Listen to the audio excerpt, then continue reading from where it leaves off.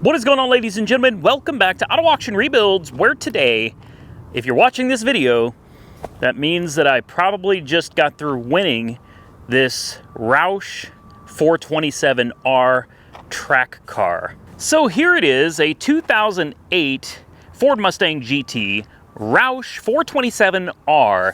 This was a very limited run of cars. I think they only made these particular cars for a few years.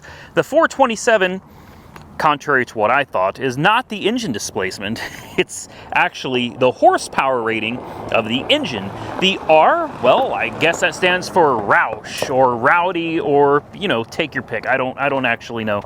So I came back here today because I wanted to look at the car again, mainly because I got into a bidding war with somebody yesterday, and now I'm winning the car for more than I really want to be winning the car for. As soon as I walked up, I noticed the doors left open. Hopefully no water got in because it's been raining a lot. Oh, the battery's dead. Okay, there we go.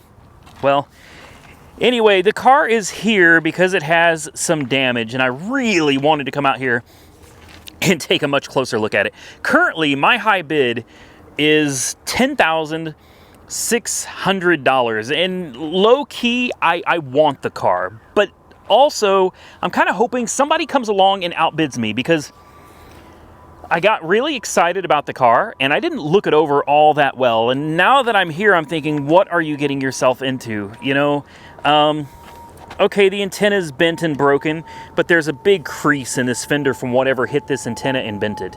All right, a big crease, a big dent right here. The roof, I know about the roof. I'm not super concerned about the roof because I feel like, I could be wrong, but I feel like this is fixable without having to chop the roof off. I think if somebody spent some time on it, you could bend most of this back out. Then again, I'm not a body guy. I could be totally wrong. This roof may need to be completely cut out and replaced, which means like pulling the windshield, and I imagine you got to pull the back window. But I would assume that it gets cut somewhere along the side here, same on the other side. I don't know for sure, but you've also got some pretty serious dents all over the pillar here. There's scrapes and scratches. It's obvious something very big fell on top of the car, you know, and it did some damage. I mean, there's scrapes, just random scrapes all down the car. The back looks okay. I noticed a busted fog light on the front. This louver is coming loose. That'll need to be addressed. There's scrapes all down here. There's a big scrape with a dent right here, a scrape with a dent right here. There's another dent right here, a pretty good size one. Some gnarly scratches down here and a big scrape. Yeah, you know, the more I look at it, the more I'm realizing I shouldn't have done this. I shouldn't have done this. And it looks like I'm probably going to win. I personally feel like I am way overpaying for this car. I don't know the value on this. What is this car actually worth? I don't know. I don't know. Fog light is busted down there. Some scrapes, scuffs, and paint peeling a little bit on this lower valance here. Yeah. Another big scrape right here. Golly, man. And then here's another great thing. I thought this had wonderful tires. It does not. It does not have wonderful tires. If you actually get down and really look at it, there's no tread in the middle at all. There's none. The tires are shot. Date code on these, well, I can't even see it. So the back tires are done. Front tires, they're done too. Oh, they're lumpy. They're lumpy tires, so it also needs a set of tires. And these are the factory Roush wheels. They should be 20s if I remember correctly. So those will be less than cheap. So I'm looking at the car and I'm seeing all of this, and you know, I'm probably wrong about the roof being fixable with a PDR. It most likely will have to be cut. I don't know how much that's going to cost. I don't know what it takes to do that. And then all the other PDR work that's got to be done, the set of tires, the broken fog lights, and we haven't even test driven the car yet. And I should have known better. I got into a pissing contest with another person online, and You know, $100 is the difference between me winning this and him winning it. I outbid him by $100. $100 bill. And this could be mine. In reality, I think it is still kind of a special car, but it's also not what I was hoping for, you know.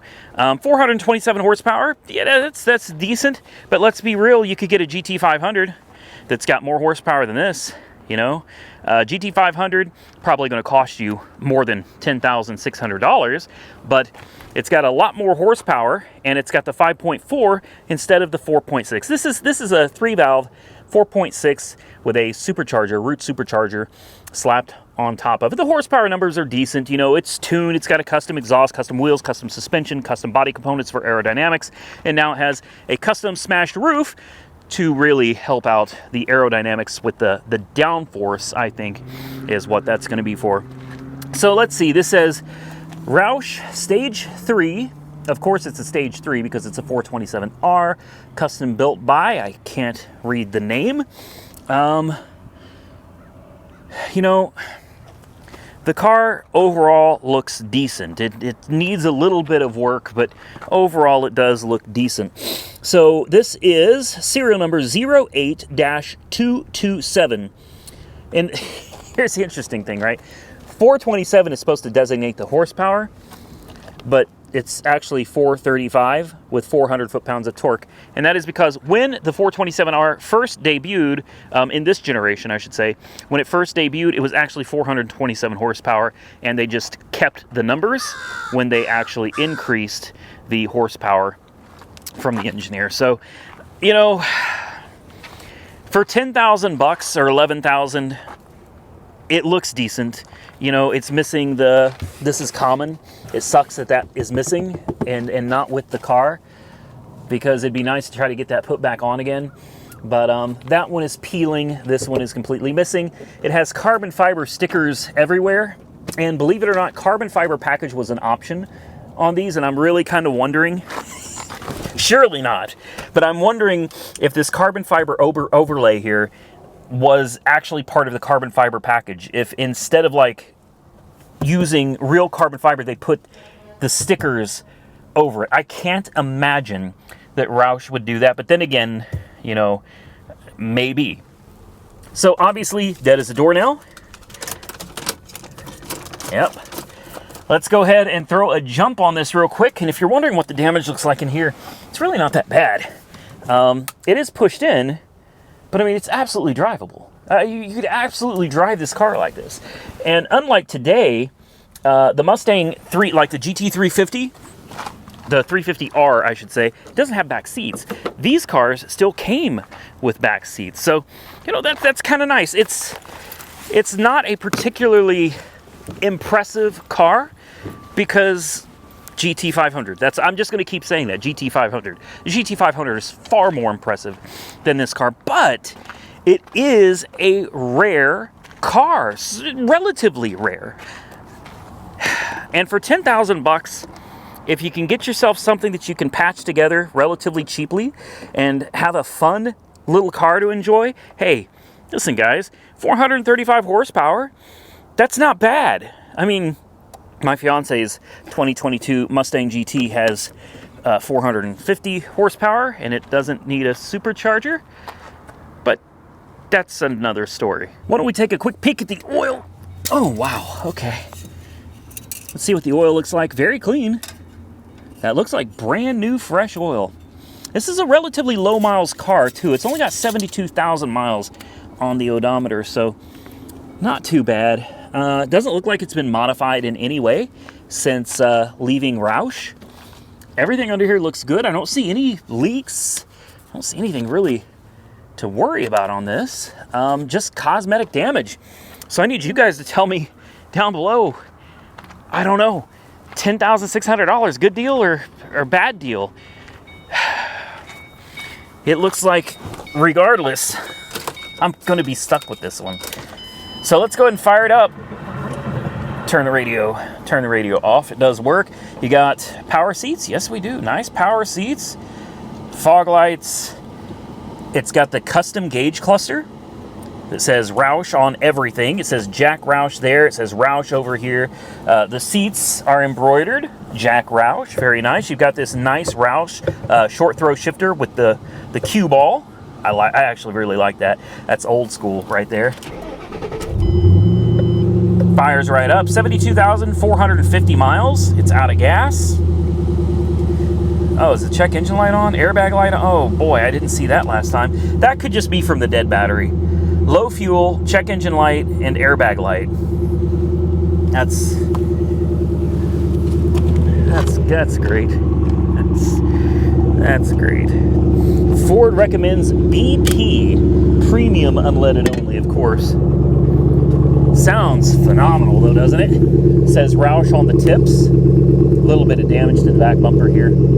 I don't know. I'm a sucker for these cars. That's what it is. I'm a sucker for these. It may not be the most impressive performance-wise today, but I still think it's a cool car. Listen to this engine. Listen to this. Absolutely quiet. Purrs like a kitten, man. You know, I still want it. I still want it. So I'm gonna stick with it. If the bids don't go up, then great, it's mine anyway. But I may be willing to bid just a little bit more just because I really do like this car. Windows work, air conditioning works. I've already checked the clutch, brakes feel good, steering feels perfect. Let's make sure it moves. Yes. Backwards. Yes. E-brake obviously holds. I'd love to pop the trunk real quick if I could figure out where the trunk release is. I found it.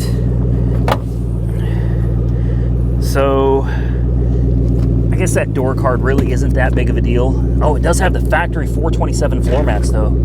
Yes, very nice. Still got the floor mats back here. What's this? A center cap, I guess. Made in Taiwan. All right. Does it have a spare tire by chance? Let's take a look and see. Come on. Let's see what's under here. It does have a spare tire. Very good. It's a little low on air, but it's got a spare. And some of these came with a tool kit back here, but it looks like this one must not have come with it. There was a tool kit that you could open up and had a bunch of Roush-specific stuff in it, but it doesn't look like this one ever had one. So that roof, that's the biggest damage right there, guys. That's what will make or break this car. And unfortunately, I just don't know. And as of right now, I don't even know that this is my car, but I've got a hunch that nobody else is going to bid on it, and it's going to be coming home. So let's wait for the auction, and we'll see what happens. And here we go. Oh, someone's outbid me. Oh, and again? Really? Oh, man. You're kidding. I really wanted this, too. I really wanted this. But I was pretty well tapped out at 10.6. No kidding. That's disappointing. It's a pure sale too. Like, it's gonna sell. It's gonna sell. You know how bad I want to just I want to bid on it again, but golly, look, it just keeps going. The car needs a complete repaint because of all the damage. It really needs a complete repaint. Well, that's unfortunate, but we lost it. All right, since we missed out on the Mustang, let's see how my SSR is doing. Looks like somebody in Oregon is winning it for $13,400. I've got an offer of $14,000 on it. Sold on approval. Yeah, I mean, I would let it go for $13,400, but I've already got an offer on it of $14,000, so I'll probably just go ahead and accept the $14,000 offer and send it down the road. Next one after this is my 2012 F-150, so let's come back and see how that one does. Here we go, $5,600. I wouldn't be surprised if that's where it stays. And you won't see me complain about it at all. I'm quite happy with that price. Going, gone. That's it. I'm gonna let it go. So there you go. We may not have won the Roush, but at least you got to see my other two cars get sold. Well, I'm not gonna lie, I'm a little disappointed in losing that that Roush, man. I was really looking forward to it. I had a number set in mind because I don't know the market for that car, guys, especially one that's going to have a rebuilt title. I thought I had it at 10.6, and obviously I was wrong. So here's what I did. I decided to go out and spend $500 on some new batteries. So my car is sold. The SSR is going down the road. The F-150 right next to it is going down the road. And I had several of you comment that, hey man, you're not going to sell that truck with a bad battery, right? Of course not, man. I'm not going to do that to somebody. I can remember when I first started buying from the auctions, and I would get there, I'd be so excited to drive my new car home, but I couldn't drive it because the batteries were dead. I didn't have a jump starter at the time. I didn't have a jump pack. You know, you had to try to find somebody to help you, and it was a real pain. So I want to show you guys here, look. This one has never had a problem starting because it already has a brand new battery. So this one's not an issue. Oh, shut up. Jeez. The Ram is jealous, I guess. I'm still waiting on the final numbers from these cars, so I'm kind of excited to see what they come out to be. At a minimum, it's going to be $13,400 on this one, and at a minimum, it's going to be $5,600. Actually, I say at a minimum, it's probably going to be $5,600. It's probably going to be $13,400. But what's awesome with Copart is they negotiate for me. After the auction is over, the high bid is not necessarily the winning bid. They will go in there and say, hey, he's not going to let it go for any less than $6,000. And even if he can only squeeze out a few hundred extra dollars, that's a few hundred extra dollars in my pocket. And on something like this, you know, it's $13,400. Maybe he can get it up to $14,000. In fact, I have a dedicated offer already at $14,000 that I could take. So the final numbers are not in, but they're close enough, guys. We're going to get somewhere around $4,000 for this, and we've got 56, so we'll probably get somewhere around $6,000 for this. So these batteries, boy, batteries have gone up in price. I know I could go buy, you know, and I probably should. Most dealers would go out and buy crappy used batteries, secondhand blemish batteries, whatever, and there's nothing wrong with that. That's just not me. So I went to Sam's Club, and all of the batteries are the same price. They're all $139. Yes, they are expensive, but you got the right battery. They've got a 3-year warranty, and you know, I feel good about it. So this truck should have no issues firing up at all now. Wait, it's a tall truck with those 34s, man. Let's put the key in it.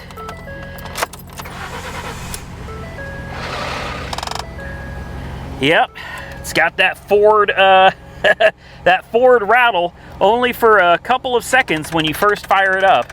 I have not started this in a long time. This has been sitting here for quite a while. We do still have a TPMS light on.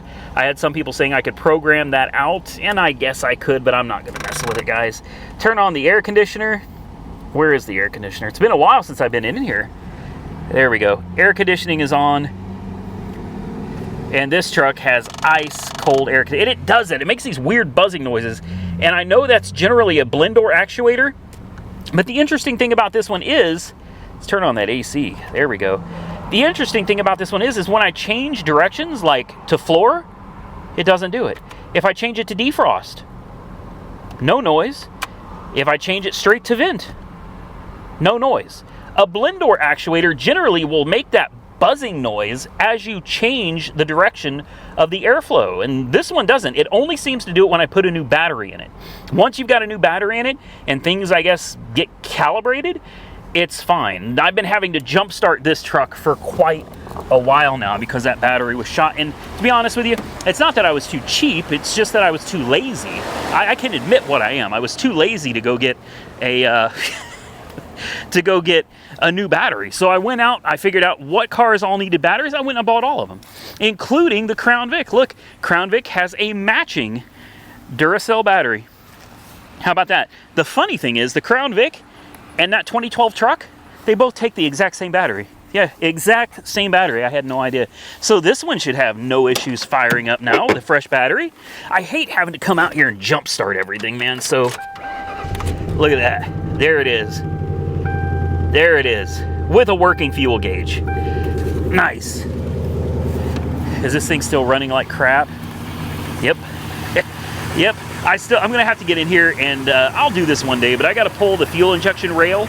I've actually had them soaking this whole time. They're soaking in penetrating oil, WD-40, so I can remove the fuel injection rail. That's the only way to get to the coils, to get to the spark plugs, and yeah, so we will get back to this. So many of you commented on that last video saying, please continue with the P71, and that's all I needed. I just needed to know you guys wanted to see more of it, so we will get back to it. We're not doing a fleet update today. I've already done that, and I told you what was coming and what was going.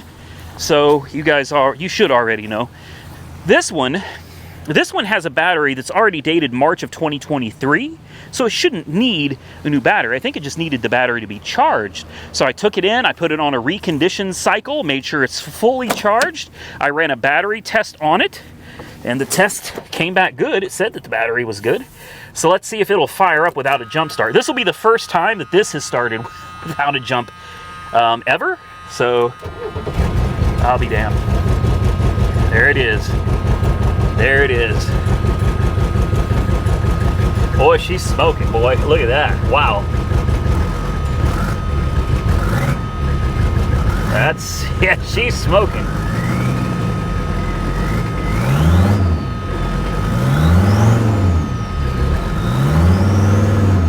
We gotta get Monkey Wrench Mike out here to help us with this one, guys. All right, this one's running. I'm gonna just leave him running for a minute, make sure everything's charged up. The police car, we finally have a date to be letting this one go and getting something else at the same time. I think it's gonna be interesting, but I honestly think a lot of you you're gonna be upset, but please don't be. I think it's an awesome deal, and that's all I'm going to tell you. Oh, you didn't know that this showed up? Yeah, this showed up. I have done nothing with this. This is where the tow truck dropped it off. This is my new, to me, stolen. I love buying the stolen vehicles. I don't know why. They're really exciting, man. This is my new, to me, 2003 Escalade that I got. I'm not going to tell you, but I got it way cheap, guys. Way cheap on this one, and I just put a new battery in it. It needs, it needs a little cosmetic work and a switch or two here and there, and yeah, there's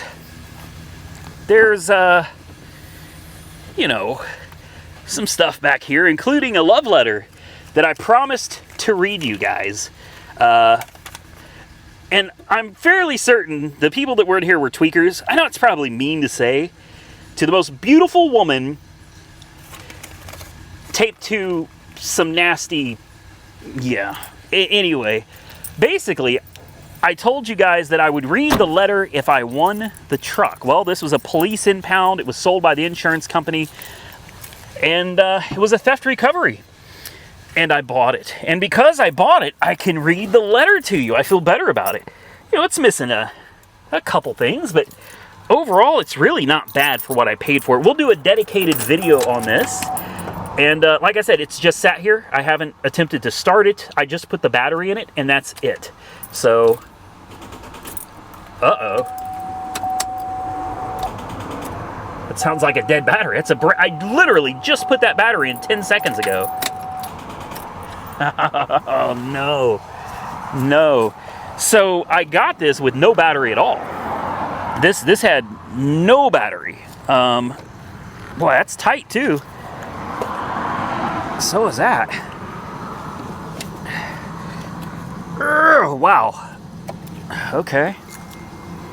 well, maybe I just didn't get a good bite on it. That sucks. No. It really does seem like a dead battery, doesn't it? You're kidding me. I think it's just got a bad connection, guys. Well, I was hoping to start this one up for you guys. No, I guess that ain't gonna happen. Okay, well, you'll just have to stay tuned for the dedicated video because I have done nothing with this since it got here.